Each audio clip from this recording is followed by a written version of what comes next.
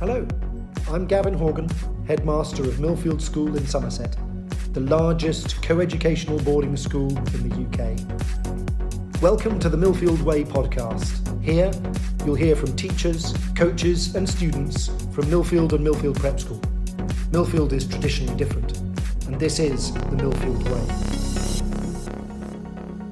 Hello and welcome to this Millfield Way Podcast, in conversation with Gary Henderson. My name's Liz Webb, and for this episode I'm joined by the Director of IT, Gary Henderson. Good morning, Gary. Good morning. Now, it's a big job, Director of IT, in a school the size of Millfield. And I saw that on your LinkedIn profile, you refer to yourself as an EdTech geek, and you were recently a finalist in the Global EdTech Awards 2023. Congratulations. Thank you. How long have you been here, and can you tell us a bit about your career background? Right, well, I've been with Millfield now about 8 years, joining in 2015. I actually came to Millfield from, I was working out in the Middle East as an educational consultant out there, because my original kind of background, I originally qualified as a secondary technology teacher in Scotland back in the late 90s. Oh God, that sounds like, seems so long ago now. Before, at the time, there was a kind of dearth of people teaching kind of computing, programming, etc. in England. So I then moved kind of south of the border as a qualified teacher to teach kind of computing and IT in an FE college. There I sort of progressed, originally basically as a teacher, then as a kind of course leader, and then eventually became head of school for computing and IT, before a short spell returning back to secondary schools, and that was a bit of a shock to the system after I think it was about 8 years working in an FE college, with 16 to 19 year olds, and I suddenly found myself back, sat in front of a bunch of year sevens. That was definitely a shock to the system. After that, as I say, Middle East, originally to work with teachers, supporting teachers, teaching computing and IT. But at the time, when I got out there, some of the schools, their IT setup was very, very poor. Basically the schools didn't have any network at all. They might have had internet access, but it was to one room. So I suddenly, because I had a bit of a technical background as well as the teaching side of things, I set to work at trying to help them, basically set up basic networks and, provide internet across classrooms, in the IT labs, etc. And before I knew I was working with 40 or 50 schools. Not long after that, I was working with brand new schools that were just being built, so actually designing the IT infrastructure from scratch. And then that led me to Millfield. And so what attracted you to the role at Millfield? I think, part of it was, a return to the UK was part of it. I think in the Middle East, as I say, it was an educational consultant, so I was working with a lot of different schools, and that sort of meant dividing your time. So you might have half a day in one school, then off to another school, and 2 days there, then off to another school. And that division, I was looking for something that would involve, that I could really make a mark with, focus on one school. And so the Millfield opportunity came up. I think the other thing about Millfield was that, Millfield had a one-to-one scheme from 2012, one-to-one iPads. And that, as a school, that was quite early on, although lots of schools are now going one-to-one devices these days, especially post-pandemic. Back then, there were very, very few schools doing it, and the fact that Millfield was one of the earlier schools doing it, that sort of piqued my interest. To me, it was a school looking to kind of drive technology use forward, and that's always been one of the things that, in my career today, has been, looking at the potential first of all as a teacher, then as a kind of manager, as a network manager, director of IT, looking at the potential for technology to enhance teaching and learning, to enhance the efficiency of schools, and basically to drive things forward. Fantastic. And you're really active on social media in relation to EdTech, and you write articles for many industry publications and blogs, and I know you speak at conferences. How important is it for IT managers in schools to keep up to date with the IT scene? I think it's critical. I mean, not just, on the kind of IT technical side, technology is moving on. So the potential to impact positively education is moving on. There's also the kind of cyber risk which is moving on. We have to keep an awareness of that. So it's constantly changing, and therefore it's really, really important to try and stay up to date with that. I mean, one of the things I'm also an association of network managers in education ambassador, which is all about getting the kind of the IT technical staff, director of IT technicians, network managers, and sharing. So that's sharing across schools and colleges, basically throughout England and throughout the UK. Because collectively, we are far, far better off than we are individually. And I think, again, that's why I'm kind of active in social media and whatever, because I think it's really, really important to be sharing, because collectively, I mean, I've now worked in international schools, independent schools. I've worked in state secondaries, further education and higher education. All of the sectors are slightly different. They all have their context, but a lot of the challenges are very, very similar. And therefore, the more we can actually share with each other, the collectively better off we actually are.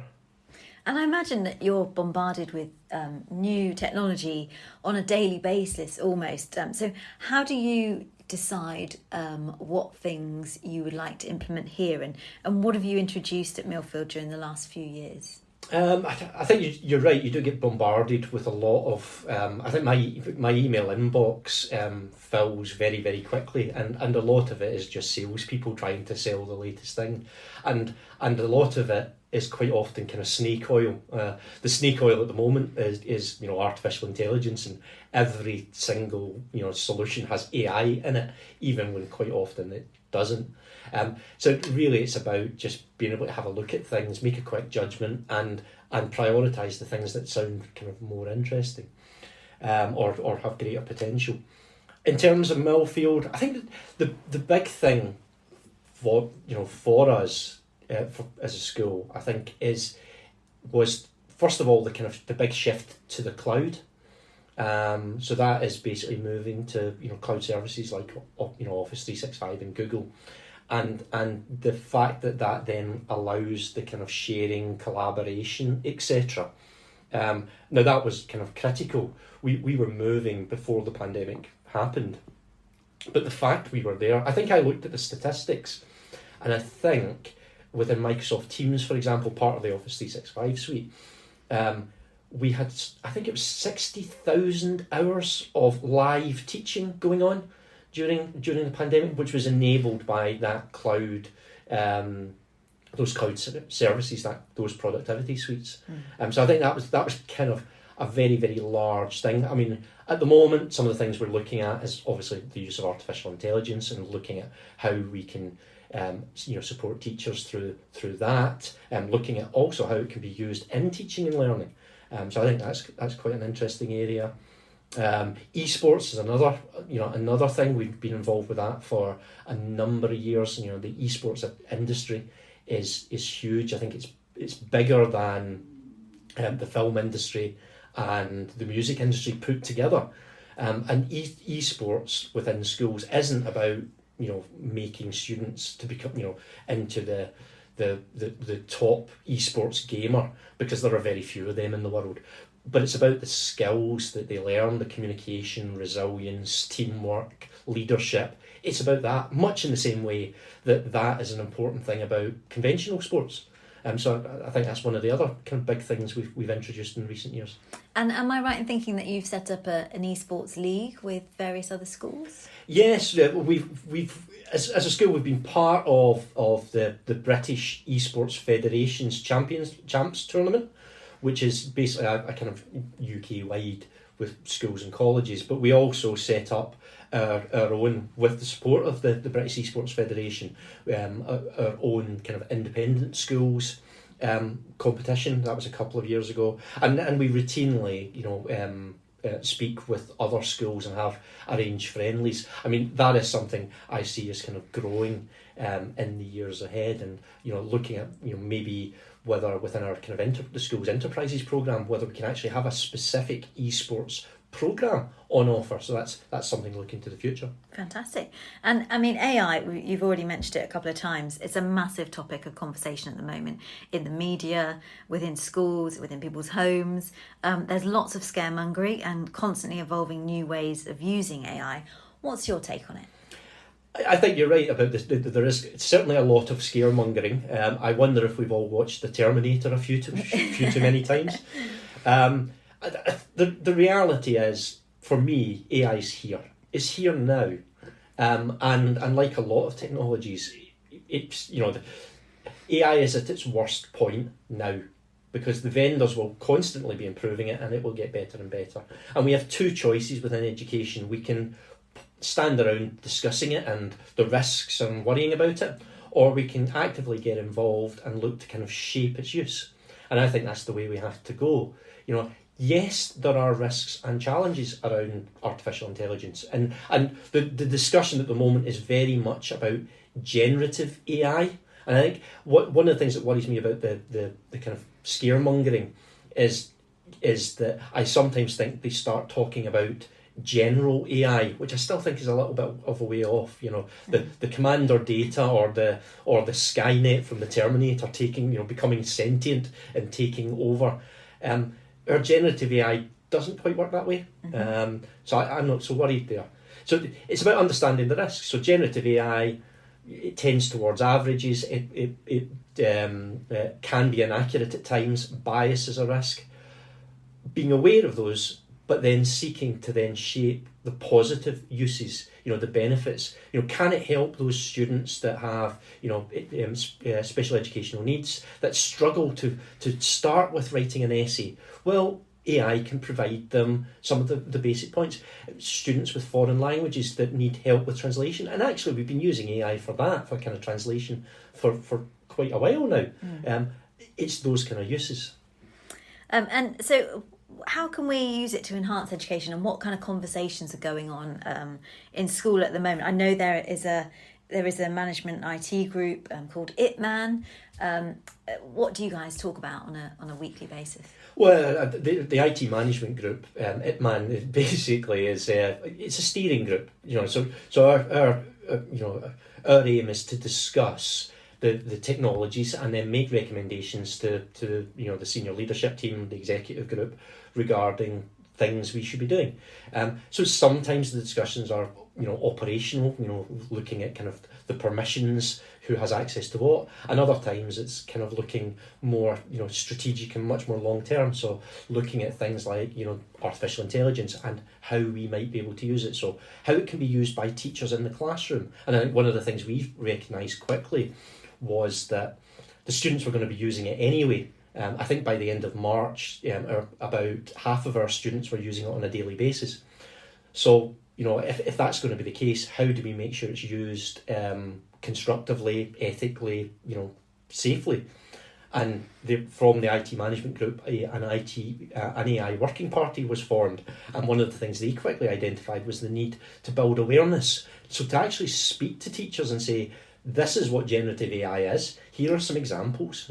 Here's your ChatGPT, here's your Midjourney, etc. Here are some of the benefits and some of the ideas ways you might be able to use it.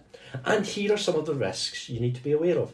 So, building that awareness among teachers, and equally actually sitting down with the students and saying to them the same. And it's funny, I know I've spoken to students on kind of ChatGPT, and their first kind of reaction is, I've been caught using ChatGPT. And when I've turned around and said, so how are you using it? What are you using it for? Oh, that's quite a good use. So, right, you do need to be aware of these risks. The students have been quite surprised. They think it's something that teaching staff and other school staff would want not to be used. It's here. We need to use it positively. Fantastic. And what you have quite a large team here at Millfield, and obviously you cover Millfield Prep and Millfield Pre-Prep. So it's a big operation. Tell us a bit about the size of your team and what type of things do they get asked most on a daily basis?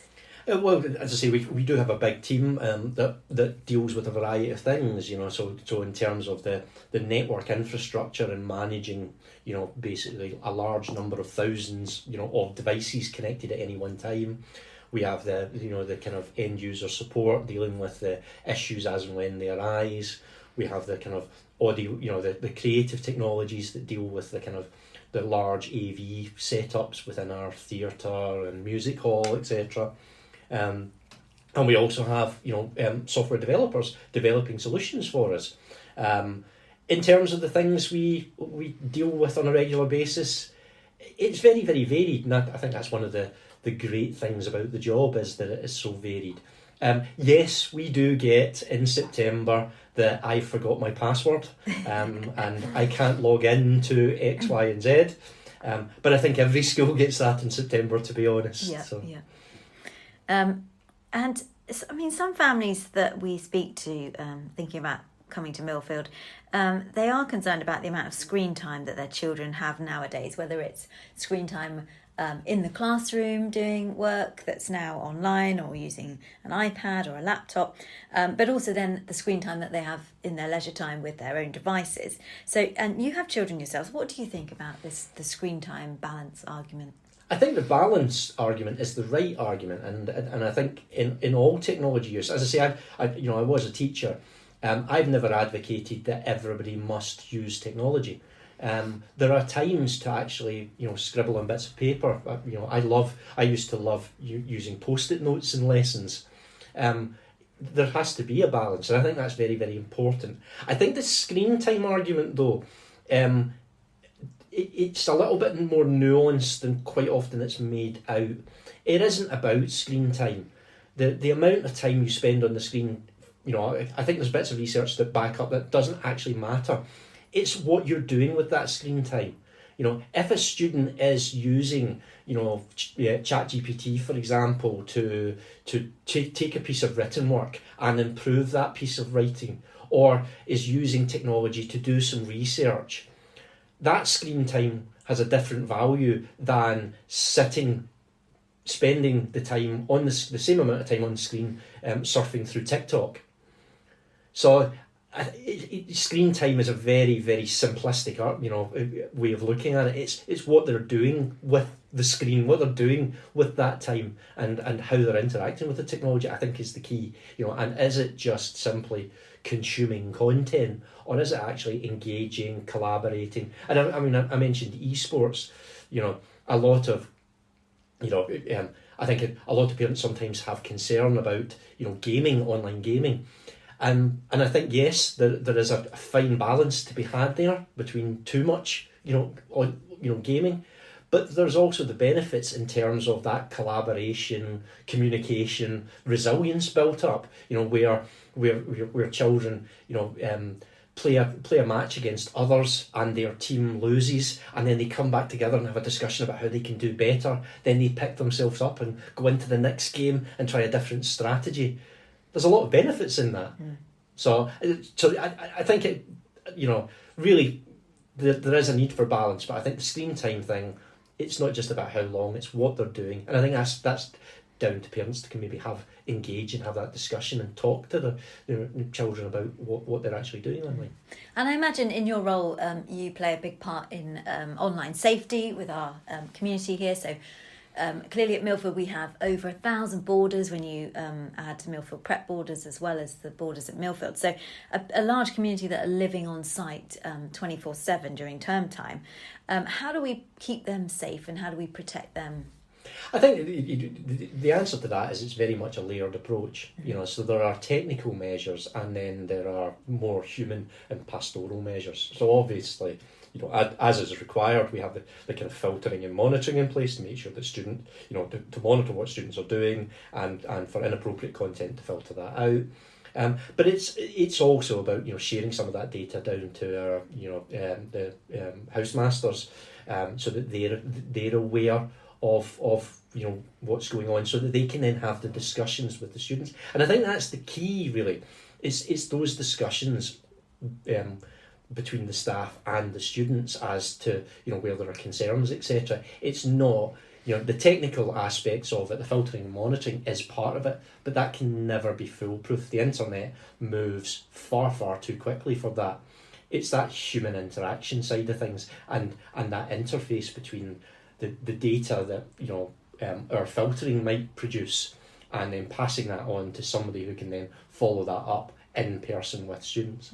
And I guess also those practical behaviours in house where before bed the students have to put their devices, or what we tell them is that we're charging them for them overnight, so they put them in the cabinets, which means that they're not in their bedrooms and they're not using them at night time. And that's the case for the majority of year groups until you get to the very older years, isn't it? Yeah, and I think you raised the point about the kind of the year groups, and that is the other thing. It is scaled, according to the age of the students. So, for example, we have bring your own, slightly different rules in the senior school to at the prep school. Within the higher years of the prep, it's bring your own device, year 7 and 8. But at year 6, the school provides a device. At year 5, it's school-owned devices shared by the school with an even greater level of filtering and control on the devices. So we do have that kind of layer, but also that staggered approach based on the ages of the students. And I think you've always got to balance it out. What we don't want to do, what we want to prepare the students to be living in the online world and the digital world. If we block things too aggressively, then we take away the opportunities for students to learn. And we take away the opportunities for research, etc. And it's finding that kind of fine balance. And I know from conversations we've had previously, one of your favourite things to say is that the decisions are risk-based. So everything that you look at and how you make decisions around IT and everything within the school, it's all risk-based. There are often no hard and fast rules. If you do this will stop this, or if you do that, it won't stop it. So on that note, what keeps you awake at night? I think I think anybody in a senior job in IT, cybersecurity is going to be top of that list. Yeah. Just because we live in a world where there are increasing kind of cyber threats, and where technology is moving quickly, and adoption of technology, therefore. Through greater adoption of technology, this footprint of your data and your usage is getting larger, which therefore gives attackers a greater space to kind of attack. I think again, though, as you said, it's down to that. It's risk-based assessment. There is no one. There's no one solution. There is no magic bullet. If we found the magic bullet, we could sell that one on and be very rich. The reality is, it's just approaching it, from a risk-based point of view. I think, the other thing, obviously we've mentioned the safeguarding side of things, and that obviously, that's always something that's on my mind, but not just the safeguarding side of things, it's the digital citizenship side of things, and how do we prepare the students to live in a technology world, in the technology world? How do we prepare them to actually consider the implications of social media? What is the potential that social media could influence their behaviour, through big data, etc. And that's something, as I say, that is a concern of mine, and something within the school I think we're kind of trying to work towards addressing by providing the students kind of information, content, bits of advice around the risks there, where at the moment within the kind of UK curriculum there's very little space for that, but we're finding some space to allow that to be talked about. Fantastic. And so what's the next big thing, do you think, Gary? What's the next big thing we're going to be introducing here, or that's going to be affecting us all? It's quite difficult to work out what the next big thing is, when actually the next big thing's possibly here, which is AI, really. I know the funny thing is, AI research has been going on for a long time, so it's actually nothing new. The new bit is the fact it's now accessible to pretty much everybody. you know, and that's the thing with ChatGPT, with Midjourney, and with all of the, you know, DALL-E and all of the other solutions. So I think it's a bit difficult to work out what the thing will be beyond this, because we're in the throes of this. And I feel, you know, the pandemic was a massive catalyst for technology use in schools because schools had to use technology. Yeah. That was just the way it is. AI, I think, is possibly an even bigger catalyst of change. So I'm not sure what comes after AI, but I do think it's very interesting times we now live in because of AI, and the potential is massive. And finally, what would be your 3 takeaways to our listeners about EdTech at Millfield?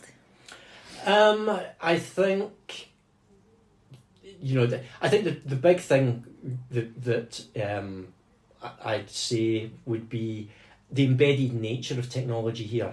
I recently took a kind of wander around into a number of kind of lessons, and it was just the kind of naturalness of teachers teaching with technology and students using technology. You know, there was no requirement for the teacher to say, now, you know, click here, click there. It was just natural. It was almost seamless, and that to me is the best use of technology, when it becomes almost transparent. I'll equally say I went into other lessons where students were in groups scribbling on whiteboards on the wall, and I think that is you know, exactly where we want to be with educational technology. Now, educational technology is sometimes we fall for the next shiny thing. Yeah. And we need to ask that, you know, having value. And I think we've got the embedded nature of it kind of interesting. I think AI for us will be very, very interesting. It's definitely something, as I say, we've got a working party looking at it. We've got a more, you know, a strategic group looking at it. And, you know, within my team, we're doing some experiments regarding potential AI use here. A third item, I suppose the third item really is that digital citizenship. I think that has to form a greater part of the curriculum. There has to be more of it, because the students are, you know, online gaming. They are using social media. They are, you know, signing up to apps and giving away data. Do they know the implications of, you know, if they've been involved in a data breach, and can they find that out? I know when I speak to students, they're quite often surprised when I show them the data breaches they've been, you know, where their data's been leaked potentially. I think that's probably the third thing. That's going to be one of the key areas for driving forward. Thank you so much for giving me the time today, Gary, to go through this. I hope you have enjoyed this episode of the Millfield Way Podcast in conversation with Gary Henderson. Thank you and goodbye.